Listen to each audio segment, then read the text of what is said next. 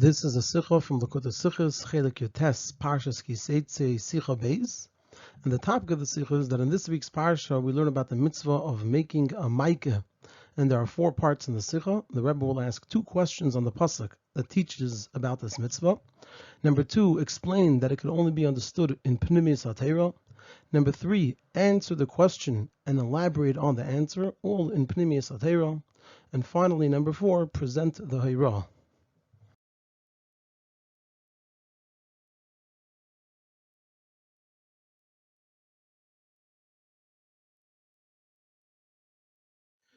Regarding the mitzvah of Maikah, so the pasuk says, "Kisivne bayis chodosh," when you build a new house. So v'asisa Maikah lagagecha, you should make a Maikah, make a fence for your roof. And the question over here is, why does it say bayis chodosh? The din is that the chiyuv to build a Maikah is not just when a person builds a new home, but rather also when a person buys a house which was already built in the past. A person bought a house from someone who didn't have a Maikah. Person has to build a maikah. Now the Sifri answers that mishas chadashosoi or mishas chidushoi aseile maikah, meaning that the chiyuv to make a maikah is not like the chiyuv to put a mezuzah, which is only upon entering the house, but rather it's immediately when the building is complete. That's why it says bayis chodesh, to tell us that it's right at the chidush of the house, not upon entering the house. Right at the chidush of the house that it's obligated, it becomes chayiv in having a maikah. However, the lashon of the pasuk is still not glatik, since the chiddush of the Sifri is that the chiyuv of maikah comes into effect immediately when a person becomes the owner of the house. Then why does the Torah hint to this by saying sivne bayis chodosh, which implies that the chiyuv of maikah is only by a new house? And the Torah doesn't do this, rather through some other lashon, which emphasizes that the chiyuv comes into effect on every house, not just a new house, on every house, immediately when a person becomes the owner of the house. So it's still not fully glatik, because the Torah is using a terminology, a lashon, which implies only a new house. If the Torah wants to tell us that it's right when the person gets ownership of the house, it should have found a lashon that teaches that without using bayis chodesh, which implies something entirely different, which is not true, that it's only by a new house.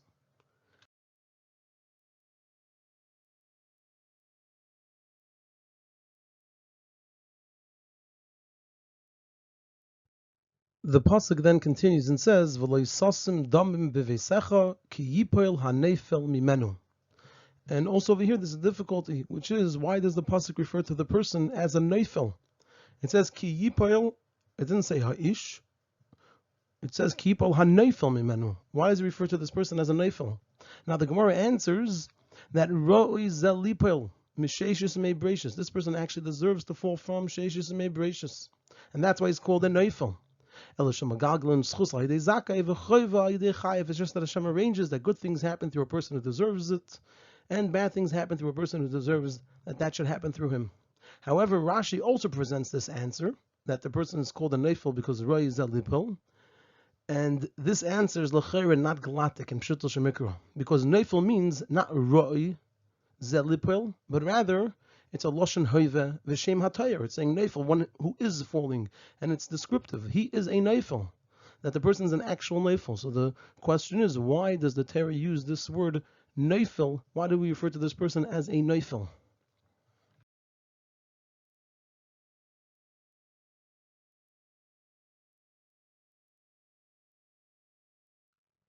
So we'll understand this and answer these questions by first explaining a certain idea. And this is going to lead into answering the questions. It says in Pirkei Rabbi Lezer that the reason Hashem created the world in such a way that the Ruach Tzveinis, the northern side, isn't encircled, like the Maimar Razal that says, Eilum lach sadru hudeime, v'ruach tzveinis eine mesuveves, whatever this may mean in Gashmis or in Ruchnis. So the reason it's created in such a way is in order that if someone were to come and say that hu elakah, that he is a God, so they will respond to him. If that's the case, then Yavei v'yigmer es apina azeh shinachti, let him complete this area that Hashem left incomplete. Meaning to say that in order that people shouldn't make a mistake and think that they don't need Hashem, meaning that they don't need what's higher and above them, so Hashem created them in such a way that they are missing something which they can't complete on their own, and so they therefore feel that they need a higher power, they need an Eibishter. And the same is true regarding Seichel. In order that a person who is a Baal Seichel shouldn't convince themselves that they can understand everything, so Hashem created the whole world of seichel in such a way that a person is compelled to rely on things that are above seichel. For example, in order to understand a certain idea, whatever it may be, a person must first grasp and accept the axioms of that idea, which these axioms, they don't have to necessarily be true. So the whole seichel is built on certain axioms that themselves are just being accepted regardless of whether they could be proven in seichel. Meaning, what the saying is that seichel itself recognizes that it's lacking and that it must rely on things that are above seichel. And similarly, this is also true lahavdil by Torah. Nigla the Torah, the revealed part of Torah, comes down to this world and comes all the way into seichel anushi, and even to the seichel of a guy, of a non-Jew.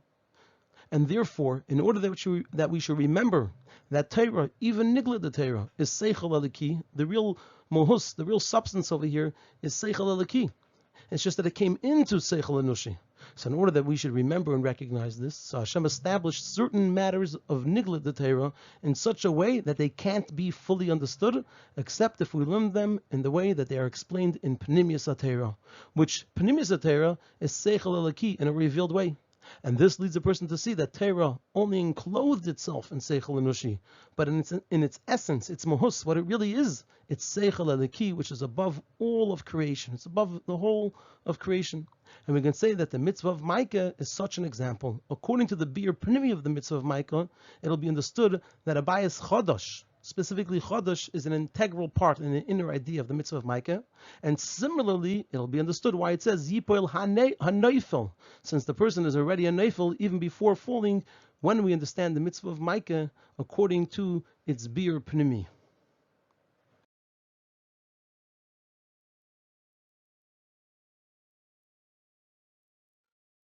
So now we're going to explain the mitzvah of Micah according to Pnimis Inyanim, and we'll see how, according to the explanation in Pnimis Inyanim, both of our questions are answered. So Chazal say, Beisei zu ishtei, to the extent that Rabbi Yossi said, Miyamei lekarisi liishti ishti, ela liishti beisi, because Rabbi Yossi was able to see the Pnimius, that his wife is the true Akeres Abayis, the true foundation of the home.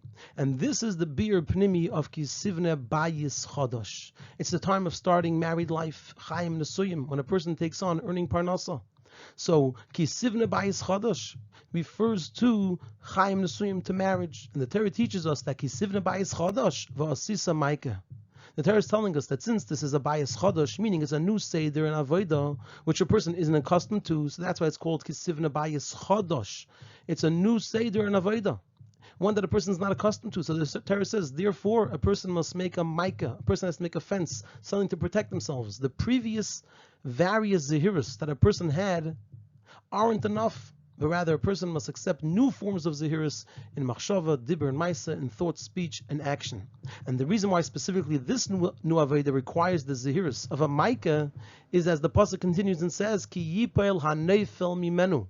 Since this Aveda is one in the direction of a Yerida and Nefila compared to a person's previous states, and this is since being occupied with Gashmis, which a person starts when getting married, is similar to the Neshama coming into the world. Just like the Neshama is entirely Ruchni and is coming into the world, a place of Gashmis, so too when a person gets married, they're coming from a place where they're removed from the Gashmis of the world, and now they're coming and being occupied with the Gashmis of the world. So since this is a Yerida and Nefila, this person's a Neifel. So therefore it's possible that the Gashmis of the world will cause a person to fall from their level.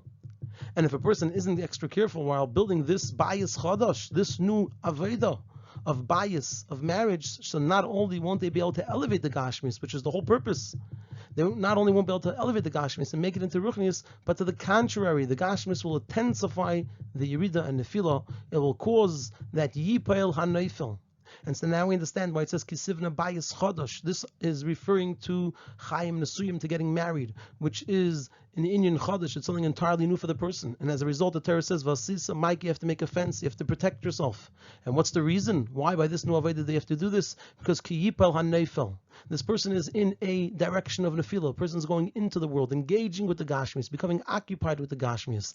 And the goal of that is in order to elevate it. But if a person doesn't make the proper fences, then not only won't they elevate the Gashmis, but Rahman al-Islam will be Ki Yipel HaNeifel. The one that's going in a downward direction, that's going in a direction that could be considered a fall, will fall, meaning that the Gashmis will affect them instead of them elevating and making the Gashmis into Ruchnius.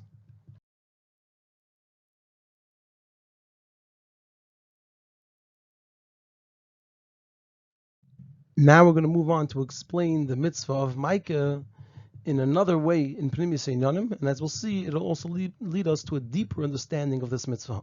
So bias sometimes also refers to the body of a person, so not just to marriage, but to the body of a person. And in Avodas Hashem, this encompasses the general Avodah of Berurim, to mevar the guf and chelka ba'elam. So you have the neshama comes into a body, into a certain place in the world, and there's the Avodah Berurim, which is that the neshama has to mevar the guf, the body that it enters, and the part of the world that it's in. And this Avodah is called a bayis chodosh. Why is it called a chodosh? For two reasons. Number one, because before the neshama enters the world, it has no concept in all of this. The whole idea of a guf, of a body, and the world, the physical world, is completely chodosh. It's completely new to the neshama. And number two, because through this Avodah, the truest chidush is achieved. And so that's why it's called a bayis chodosh. The bayis is talking about the neshama entering the bayis, the guf. Why is it called chodosh? Because this is something entirely new to the neshama, because the neshama has no concept in any of these things before it enters the world. And number two, because through it the truest chiddush is achieved. Now, when we say the truest chiddush, that means there's various levels of chiddush. So this is similar to what it says about the creation of the world. That even though there are a number of levels in Seder Shtalshlus that are created in a way of ischatshus from their sherish and makar, from their source, like the klolos ha'ur shalacher tzimtzum is an inyan of ischatshus. It's an ur that wasn't around before the tzimtzum. And Ak is called Adam de Bria. Bria means ischatshus, a creation. The kelim of Atzilus are an inyan of yesh ma'ayin. And certainly Eilam HaBria is an inyan of ischatshus. But nevertheless, the true inyan of chiddush is specifically this havas of Eilam Haza Gashmi. And as the famous saying, that this havas of Gashmi is from Ruchnius, is Ein Lecha Yesh Ma'ayin G'deilu Mizeh. And similarly, it's also true by the Avodah with Gashmiistic matters.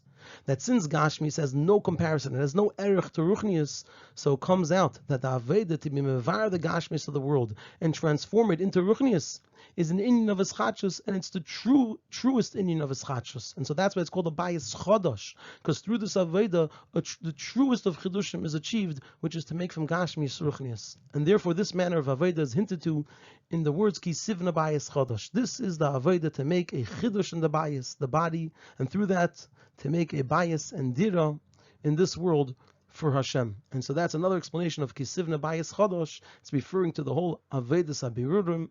And the reason it's called Chodosh is both because this is something entirely new to the Neshama, and also because through it the truest Chiddush is achieved that one makes from Gashmius Ruchnius.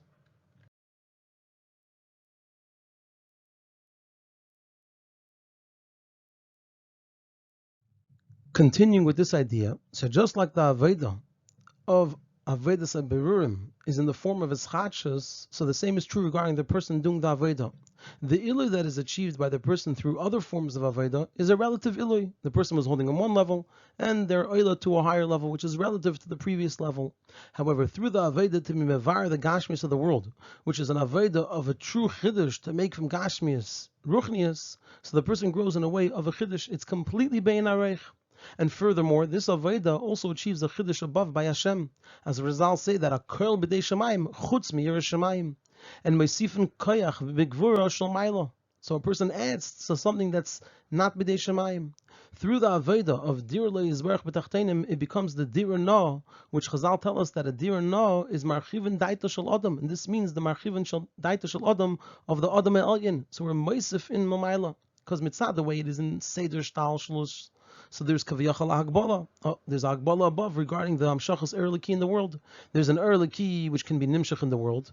And there's an Erliki which is higher than the world. And then there is an even higher Erliki which is not within the whole Geder of the world at all. So that would be Mamali Kol Almin is Nimshach in the world. Seviv Kol Almin is above the world, but it still has a connection to the world. It's called Seviv Kol Almin. And then there's a that has no connection to the world whatsoever. And this is all Mitzad Seder Shtashlos.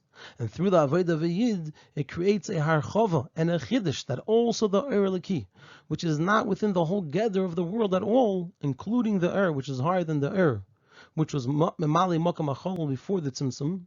So through the Avodah V'Yid of making a dir le'izberach b'tachtenim, so a person is mamshich those highest of levels down here into Olam Haza Gashmi.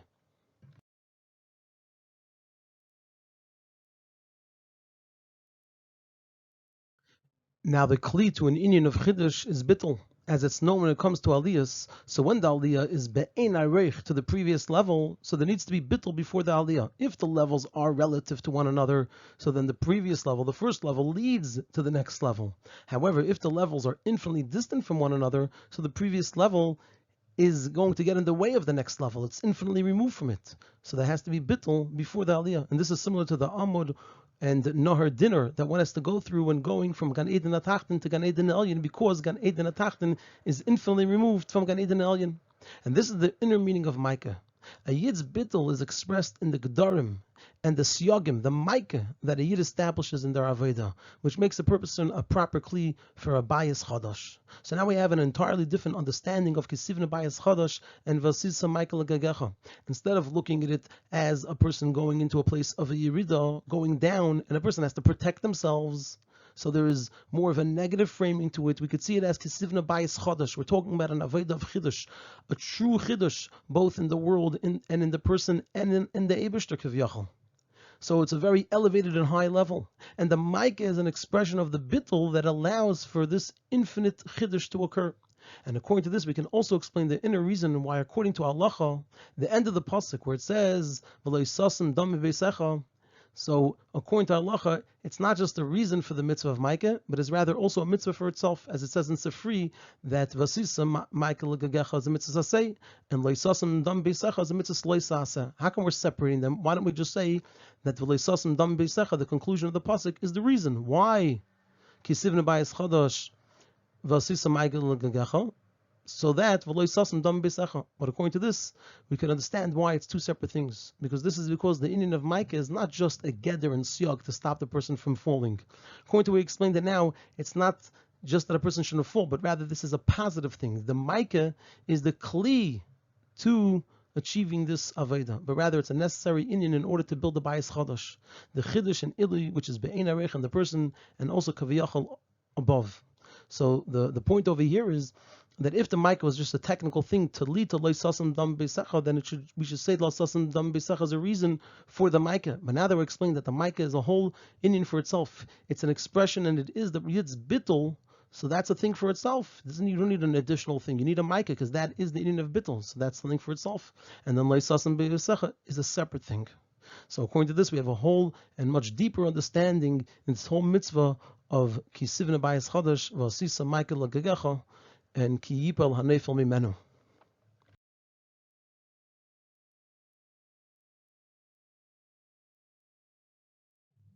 So the Ira from all of this is a person must know that one cannot close themselves off from the world, but rather one must build a bias. One must make a dir loyis barach b'tachtenim. And to the contrary, through the Yerida in this type of Aveda, we come to the truest Aliyah. It accomplishes a chiddush down here and above. On the other hand, one must know that in order to make a kli from Gashmias for Ruchnias, so one must make a Micah. If you want to make Gashmias into Ruchnias, you must make a Micah. This means that one remains removed from the Gashmias of the world.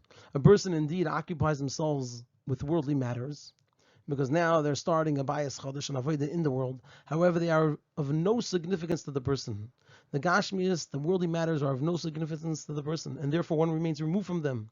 The reason why they're of no significance is because one knows and feels that their entire involvement with worldly matters is only in order to fulfill the kavanah, to make a dir lo yizbarach b'tachtenim. So a person has to know not to stay removed from the world, but to go into the world and to realize that actually it's not just that they're doing it because Hashem wants, but that's how they achieve and accomplish the truest aliyah.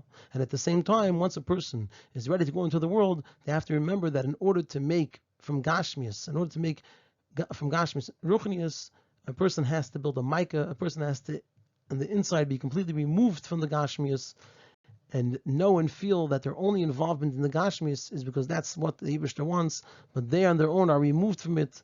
It's not something which holds any significance and importance to the person.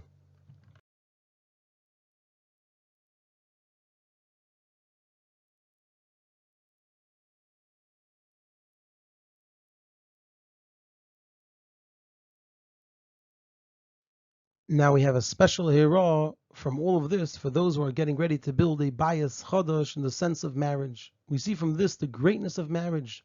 The marriage of every yid is not just an inyan klali for the person themselves, but also kaviyachol for lamaila. because that's the time that the main avodah of making a dira lo yizbarach b'tachtenim begins, and therefore it's marchiven daita shel adam, this dira of the Eibishter, which means that it draws down a amshachas er chadash. On the other hand, the person has to know that the way to build a bayis chadash is by building a maika, by taking on gedarim v'syagim, fences to protect the person from the gashmis of the world. L'cha'ero, since it says by a chosen that meichel le'akol avenesav, you can ask him this. So it's not so necessary to be concerned with the gedarim v'syagim. So therefore, a person is told that to the contrary, not only for the future does one need to be concerned because of not being familiar with the avodah in the world, so it can cause that yipol hanefel, like we said, it's something entirely new to the person. But even more so, one must build a maika for the not good things from the past as well, not just because of the future. Because since a person has to grow in a ilui, which is be'en areich, so therefore the previous tshuva isn't enough. This meichel and akol v'nesav is not enough, and one must have a higher tshuva which befits the ilui of the bayis chadash. So I have to be a maika, and not just because the person is entering a new avodah, but because it's a type of avodah which is not just new technically chadash, but it's an inyan of chiddush. It's be'en areich, and for that, the meichel and akol v'nesav of the past is no longer enough because it's an infinitely higher level. So there's a new type of tshuva that's needed. And this is also true regarding the idea of a maika that was earlier explained, which means being removed from worldly matters. One can claim that since they are now starting, al pi Torah, the time of being occupied with worldly matters, so how can we demand by them to remain removed from worldly matters? So it's not just the union of Gdarim and Syagim. When we're talking about a maika, it means to be removed from worldly matters. A person could claim against it. What do you mean? This is the time of being involved with worldly matters. So one must know that to the contrary, the purpose of marriage of a man and woman, lamata, is that Zachu Shchina Shruya B'neim. It should bring to the Bayis Chodesh the marriage and Ruchnius between Yidden and Hashem. And there are two inyanim in this. Number one is the marriage between Yidden and Hashem, that Yidden become united with Elokus. And number two, that through this, it says marriage brings about, one, that the woman is married to the man, and also that Osala Kula Alma Kehektish, she comes forbidden to the whole world like Hektish is forbidden to the whole world. Meaning over here that a person, the Yid, the Kala, becomes Kaddish and Muvdal from worldly matters. Because as we said, the person's entire involvement in worldly matters is only to make a Dira Lo Yizbarach B'Tachtenim.